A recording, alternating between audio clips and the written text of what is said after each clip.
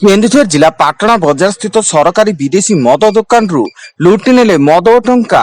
दुकान पछपट टीण ताड़ी दुर्बृत्त माने नगद 60,000 टंका सह विदेशी मद चोरी कर दुकान मालिक पाटणा थाना अभियोग करिछि एवं घटनास्थल में स्थानीय पुलिस छानबीन जारी।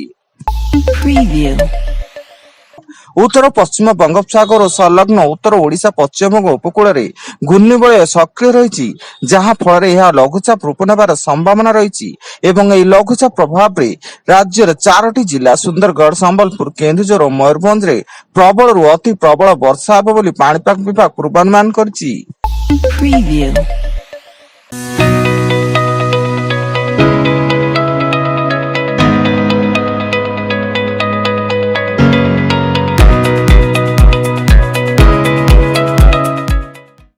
Preview.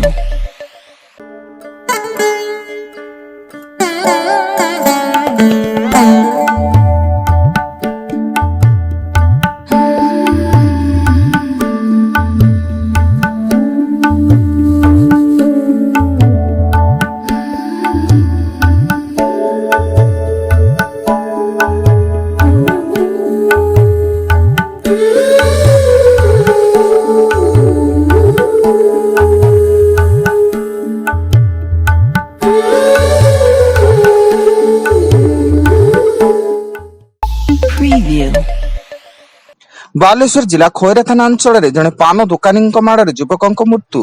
मृतक खैरा पंचायत पुरुषोत्तमपुर गांव जयकृष्ण साहू होता बेले उभय मध्य बाकी टंका को नहीं बचसा होता। Preview.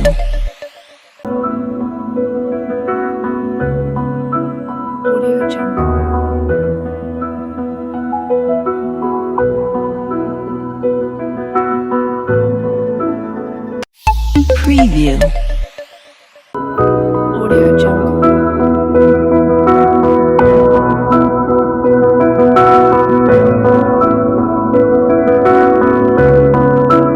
Audio Jungle.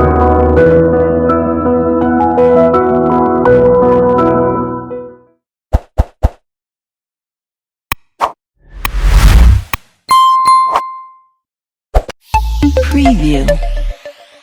भुवनेश्वर कल्पना छक निकट में तारिणी बस्तालय पछपट गली एक 5 महला विशिष्ट गोदाम अग्निकांड घटी प्राय कोटी अधिक टंकार सामग्री जली पोड़ी नष्ट। राति प्राय 10:30 बेले गोदाम प्राय लाइट धुआ बाहर देखि स्थानीय लोक अग्निशम बाहिनी को खबर देते। 15 दिन अणसर यात्रा पर सुस्थ होती दारुदिय से आज महाप्रभु नेत्रोत्सव बड़ देउल श्रीजीव नव यौवन दर्शन एवं राति पाइले रथारूढ़ हेबे 3 ठाकुर। राज्य में महिला निर्यातना वृद्धि, दलितों उपर अमानुषिक आक्रमण, विपर्यस्त आईन श्रृंखला, ओडिया अस्मिता आदि प्रसंग को नहीं युव कांग्रेस कर्मी पक्षर मुख्यमंत्री बासभवन घेराव सह मुख्यमंत्री बासभवन को अंडा और टमाटो माड़। यहाँ पर पुलिस सेमान घटनास्थल उठाई नहीं।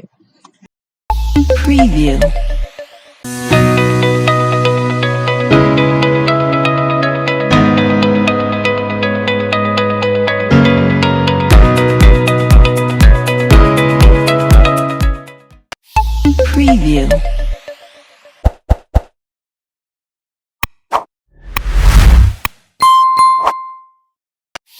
Preview.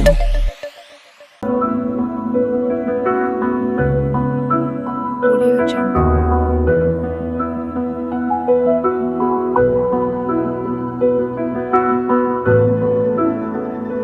Audio Jungle.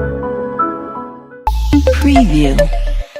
मयूरभंज जिला करंजी अंचल में जड़े युवती गण दुष्कर्म यह घटना रे पुलिस जड़े अभियुक्त गिरफ्त करता बेले अन्य अभियुक्त गिरफ्त करने विभिन्न स्थान में चढ़ऊ जारी रखी। युवती जनक निज मामू घर को जाऊता बेले किसी दुर्बृत्त बलपूर्वक उठाई नहीं।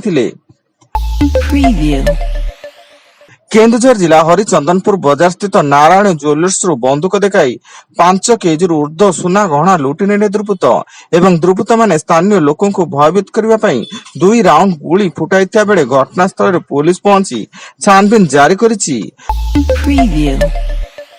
ଦାଦାବଟି ମାଗିବା ଅଭିଯୋଗରେ ଗୋଳନ୍ତରା ଥାନା ପୋଲିସ 4 ଅଭିଯୁକ୍ତକୁ ଗିରଫ କରି କୋର୍ଟ ଚାଲାଣ କରିଛି ଏବଂ ସେମାନଙ୍କଠାରୁ 2ଟି ଲୁହା ଛଡ଼, 4ଟି ମୋବାଇଲ ଓ ଗୋଟିଏ ମୋଟରସାଇକେଲ ଜବତ କରିଛି। ଗିରଫ ଅଭିଯୁକ୍ତମାନେ ହେଲେ ଦିଗପହଣ୍ଡି ଥାନା ଅନ୍ତର୍ଗତ ଚଞ୍ଚଳାପଲ୍ଲୀ ଗ୍ରାମର ପାଣ୍ଡା ଗୌଡ଼, ଦେବେନ୍ଦ୍ର ଗୌଡ଼, ନୀଳମାଧବ ଗୌଡ଼ ଓ ନୀତିକେଶନ ବିଶୋଇ Preview. ଏବଂ କେନ୍ଦୁଝର ଜିଲ୍ଲା ଘଟଗାଁ ରେଞ୍ଜ କୋଳିପୋଷି ଗାଁ ନିକଟ ଅଟେଇ ଜଙ୍ଗଲରେ ଜଙ୍ଗଲୀ ଭାଲୁ ଆକ୍ରମଣରେ ବୃଦ୍ଧଙ୍କ ମୃତ୍ୟୁ। ବୃଦ୍ଧ ନୁନୁ ନାୟକ ନିକଟସ୍ଥ ଜଙ୍ଗଲକୁ ଡାଳପତ୍ର ଆଣିବାକୁ ଯାଇଥିଲେ। ସେହି ସମୟରେ ତାଙ୍କୁ ହଠାତ୍ 3ଟି ଭାଲୁ ଆକ୍ରମଣ କରିଥିଲେ।